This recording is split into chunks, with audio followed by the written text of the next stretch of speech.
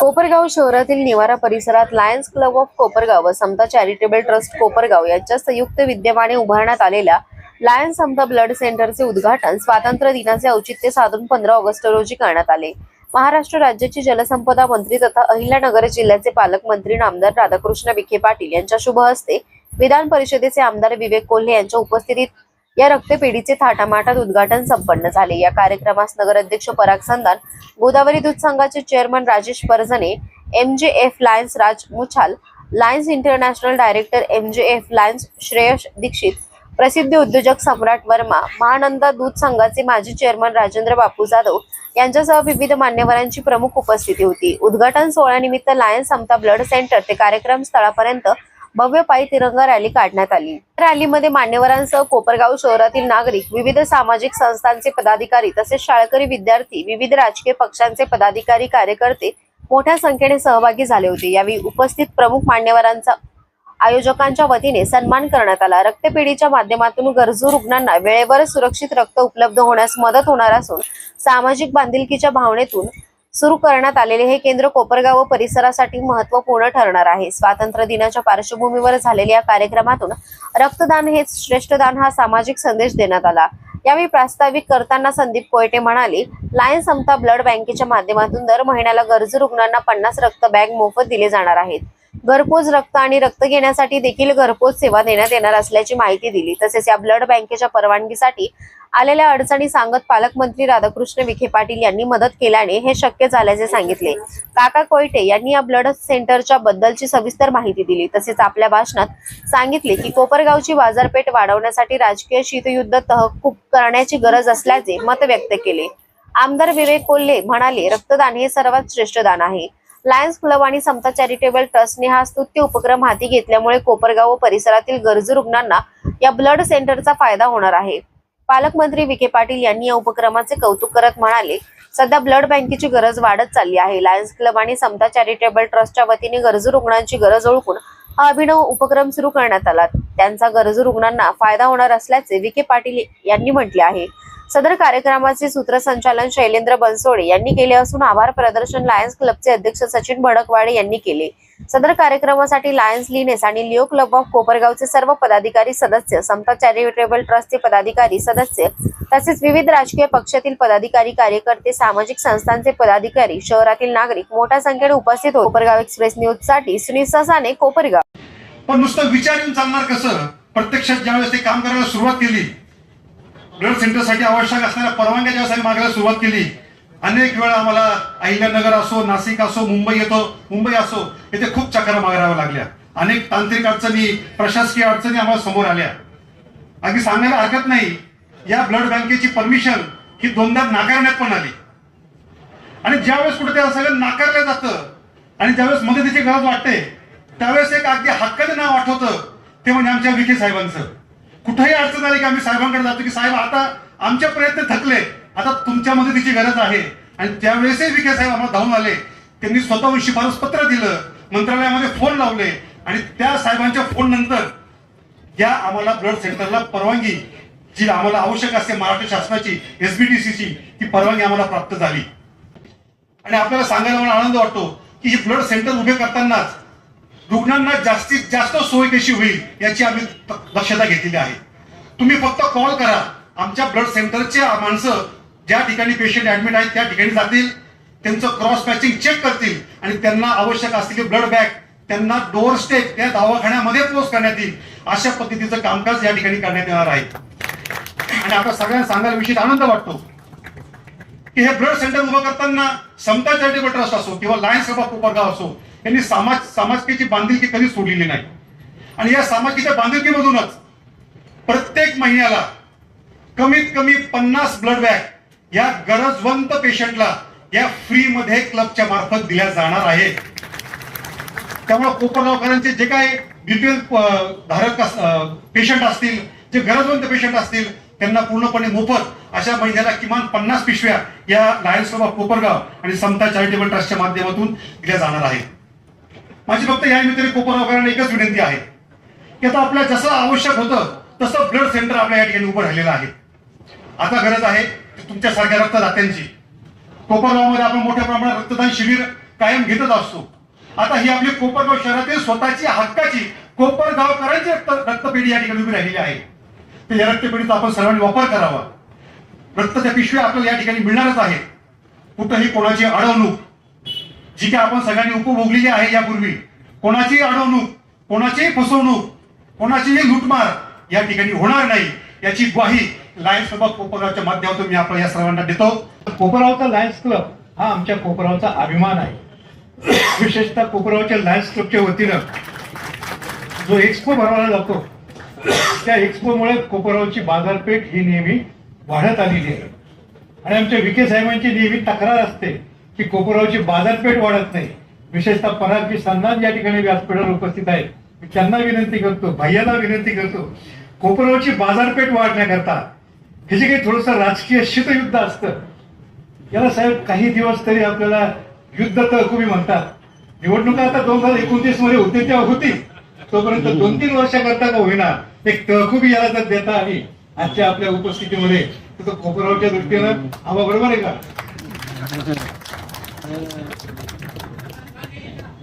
तो एक कोपरगावच्याच नव्हे तर अहिल्यानगर जिल्ह्याच्या दृष्टीनं नक्कीच भाग्याचा क्षण ठरेल असं मला वाटतं. समता परिवाराच्या वतीनं आम्ही आतापर्यंत नेहमीच चॅरिटेबल काम करीत आलेलो.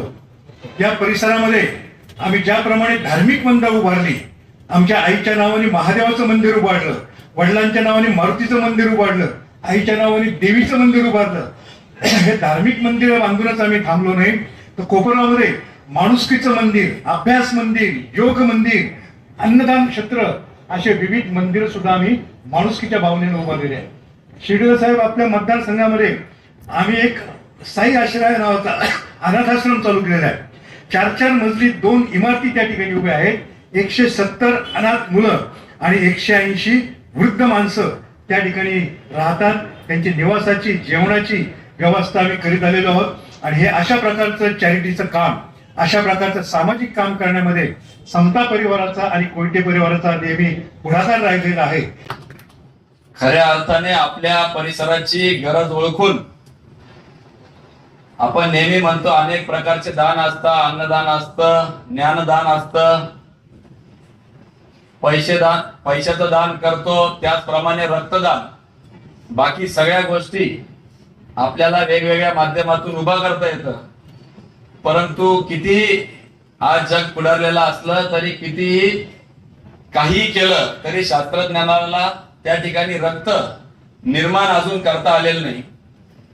हे एका व्यक्तीनेच दुसऱ्या व्यक्तीला रक्तदानाच्या माध्यमातून देता येतं आणि तेही मर्यादित स्वरूपात देता येतं. म्हणून या सगळ्या दानांपैकी जर सर्वात श्रेष्ठ दान असेल तर ते रक्तदान आहे असं मी समजतो. खरं तर संकटकाळी आपल्याला जेव्हा रक्ताची गरज पडते तर ते कोणाचं आहे, अभिनेत्याचं आहे का, नेत्याचं आहे का, कार्यकर्त्याचं आहे का, विरोधकाचं आहे का, मुस्लिम समाजाचं आहे का, हिंदू आहे, हे बघितलं जात नाही. जात पात, पंत, प्रांत, पक्ष ओलांडून त्या ठिकाणी रक्त ज्यावेळेस आपण दान करतो ते एक माणुसकीच्या नात्याने आपण ते दान करत असतो. आणि म्हणून खरं तर या रक्तदानाला वेगळं महत्व आहे. अनेक आपल्याकडं वर्षानुवर्ष रक्तदानाचे शिबिर आपण आयोजित करतो. मागील विधान परिषदेच्या सदस्य म्हणून जेव्हा निवडून सभागृहात गेलो, अनेकदा त्या ठिकाणी प्रश्न इतर सदस्यांनी, सहकारी सदस्यांनी उपस्थित केला की रक्ताच्या नावाखाली भेसळ काहीतरी, म्हणजे खऱ्या अर्थाने सगळ्याच भागामध्ये भेसळच्या बातम्या आपण रोजच ऐकतोय. मुंडेंमुळे 2 रुपये का होईना त्या ठिकाणी दुधाचे भाव वाढले, 40 रुपयावर दूध गेलेलं आहे. परंतु रक्तात देखील भेसळ करणारे काही लोक त्या ठिकाणी आहे आणि त्यांच्यावर कडक कारवाई व्हावी म्हणून शासनाने देखील त्या पद्धतीचे पावलं उचललेले आहे. अनेक पहिल्यांदाच रक्तपेढीच्या उद्घाटनानिमित्ताने बोलण्याचा योग आला. काय बोलावं, कशावर बोलावं, किती बोलावं. रक्ताचे अनेक प्रकार असतात. काही रक्त संघर्षाचं असतं, काही रक्त त्या ठिकाणी वेगवेगळ्या पद्धतीचं असतं. आपण आपसूक बोलून जातो, हा फार जिद्दीचा आहे, याचं रक्त जिद्दीचं आहे. त्याच्यामुळं या माध्यमातून एवढंच खरं तर विनंती करतो की रक्तामध्ये इमानदारी असली पाहिजे, रक्तामध्ये बेईमानी नको, धोकेदारी नको. आपल्या रक्तामध्ये कुठलंही, विशेषतः युवा वर्गाला मी आवाहन करतो, कारण की देशबाह्य शक्ती आता या ठिकाणी कार्यरत आहे. स्वातंत्र्य दिन आज आहे, त्याच्यामुळं देशाभिमानाचं रक्त आपल्यामध्ये सळसळलं पाहिजे. कालच तिरंगा रॅली त्या ठिकाणी संभाजीनगरला झाली. आदरणीय नामदार विखे पाटील साहेब देखील त्या ठिकाणी उपस्थित होते. राज्याचे मुख्यमंत्री देवेंद्रजी फडणवीस साहेब होते. उत्स्फूर्त असा आमच्या जेनजीनी त्या ठिकाणी प्रतिसाद दिला होता. युवकांच्या मोठा प्रतिसाद त्या आव्हानाला लाभला होता. आणि म्हणून युवकांना विशेषतः मी आग्रह करत, खरं तर या आमच्या राज्यकर्त्यांनाही लागू होतं. आज एकीकडे शब्द दिला तर उद्या दुसरीकडे जातो, परंतु एक निष्ठावंत देशहितासाठी, राष्ट्रप्रेमासाठी, राष्ट्रहितासाठी आपण त्या ठिकाणी एकत्रितरित्या पुढे आलं पाहिजे. निश्चितपणाने आपण आपले मतभेद बाजूला ठेवून राष्ट्र प्रथम मानणारा हा पक्षामध्ये आम्ही अनेक वर्षांपासून काम करतो. त्याच पद्धतीचं कामकाज देखील आपण आपल्या भागामध्ये, आपल्या कोपरगाव नगरीमध्ये केलं पाहिजे. आदरणीय काकांनी तीच अपेक्षा या निमित्ताने व्यक्त केली. खरं तर आशुतोष दादा थोडेसे आजारी असल्यामुळे येऊ शकले नाही. मी लवकरात लवकर ते बरे व्हावेत याकरता चिंतित हो.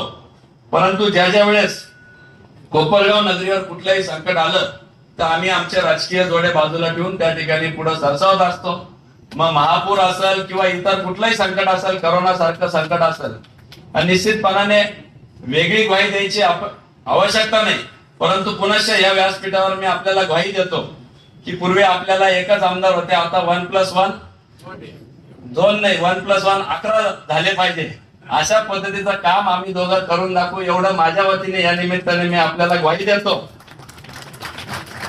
आणि निधी जर कुठं कमी पडला तर माझ्या नंतर आता नामदार साहेब बोलणार आहे, ते आपल्या भाषणातून निश्चितपणाने आपल्याला आश्वासित करतील की कोपरगावला जो काय सेस कमी पडलेला आहे तो साहेब आपण आपल्या डीपीडीसीच्या माध्यमातून, राज्य शासनाच्या माध्यमातून आम्हाला मिळून द्याल, ही आपल्याकडे एक माफक अपेक्षा या निमित्ताने करतो. खरं तर हे राजकीय व्यासपीठ नाही.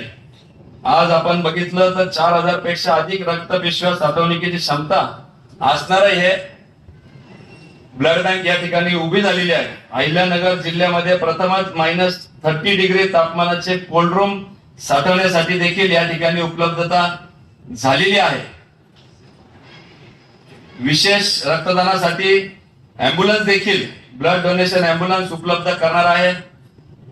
खरं तर हॉस्पिटल मधून रक्ताचे सॅम्पल घेणे, क्रॉस मॅच करणे आणि आवश्यक रक्तपिशव्या अथवा रक्त घटक हॉस्पिटल पर्यंत पोहोचवण्याची सुविधा देखील या बँकेच्या माध्यमातून, ब्लड बँकेच्या माध्यमातून होणार आहे. त्याचप्रमाणे फक्त सुविधा न देता सर्वसामान्यांसाठी दर महिन्याला 50 रक्त घटक गरजूंना पूर्णपणे मोफत उपलब्ध करून देण्याचा देखील निर्धार या सर्व मंडळींनी केलेला आहे. त्याच्यासाठी देखील मी त्यांचे विशेष आभार या निमित्ताने खरं तर व्यक्त करतो. अचानक घटना घडतात, अपघात होतात, जवळच्या लोकांना रक्त मिळत नाही आणि केवळ मग रक्तदाते आपल्याला शोधावं लागतात. पण ब्लड बँक जर असेल तर त्या ठिकाणी आपल्या ब्लड ग्रुपचं जे त्या ठिकाणी ब्लड आहे ते मिळतं. काही तर ब्लड ग्रुप दुर्मिळ आहे, फार मिळणं अवघड आहे. आणि त्यासाठी आपल्या सर्वांना धावपळ करावं लागते. दुर्दैवाने कधी कधी रक्त उपलब्ध नाही म्हणून आपल्या जवळचा नातेवाईक सुद्धा दगावतो. आणि म्हणून रक्तदान करणं, पूर्वी लोक त्याला घाबरायचे की रक्तदान केल्यामुळे काही वेगळं काय घडतं का. आता मगाशी मी रक्तदानाच्या ब्लड बँक उद्घाटनाच्या वेळी मला काही 3 रक्तदाते होते. आमच्या आढावानी तर जवळ 17-18 वेळा रक्तदान केलेलं आहे. मला वाटतं ते योगा शिक्षक काय नव्हते, उत्तम बाईशा, ते योगा शिक्षक आहे, ते रक्तदान करत आहेत. हे खरं म्हणजे इन्स्पिरेशन आहे. जर योगा शिक्षक रक्तदान करू शकतो तर आपल्याला काय अडचण आहे. रक्त कोणालाही चालत नाही. शेवटी त्याची तपासणी होते, शुद्ध रक्त पाहिजे, ज्यांना ढाकवण्याची सवय, त्यांचा रक्ताचा काही संबंध राहत नाही. भेसळ रक्त चालत नाही. आपल्या रक्तदानामुळे दुसऱ्याचे आजार वाढू नये याची आपण सगळ्यांनी काळजी घेतली पाहिजे. तर आज आपल्या सगळ्यांच्या समोर सगळ्यात मोठं संकट म्हणजे थॅलेसिमा मायनर्स आहे. थॅलेसिमा मायनर आहे, मेजर आहे. मला भारत सरकारचं अभिनंदन केलं पाहिजे. आता तर सगळ्या रक्तपेढ्यांमध्ये थॅलेसेमियाच्या रुग्णांना अधिक प्राधान्य दिलं पाहिजे अशा सरकारच्या सूचना. आता ऑनलाईन तुम्ही थॅलेसेमियाच्या रुग्णांना रक्त दिलं पाहिजे अशा प्रकारचे आता भारत सरकारचे निर्देश आहेत. दिवसामध्ये आपल्या देशामध्ये थॅलेसेमियाचे रुग्ण वाढत चाललेली एक चिंतेची बाब आहे. बऱ्याच वेळा ते आपल्या लक्षात येत नाही.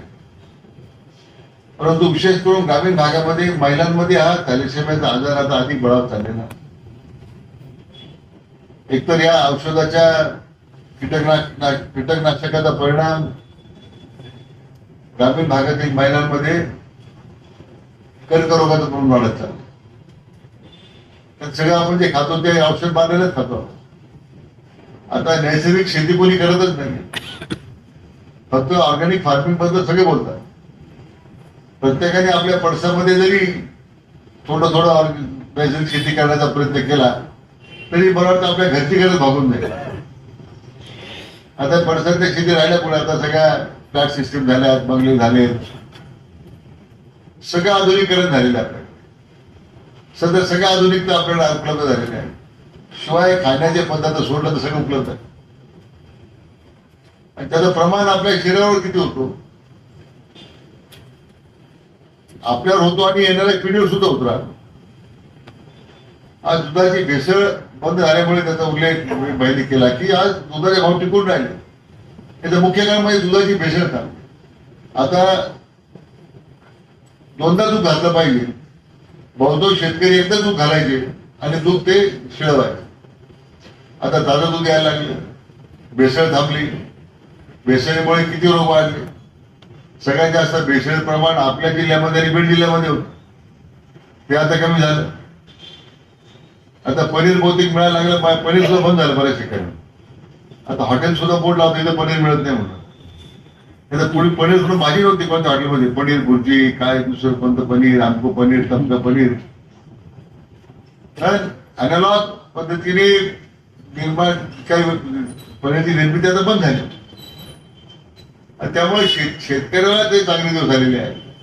तर दुधाचा खप वाढलाय त्यामुळे शेतकऱ्याला चांगले भाव मिळतील. पण त्यापेक्षाही नागरिकांना अतिशय शुद्ध आणि निरोगी दूध मिळालं आहे.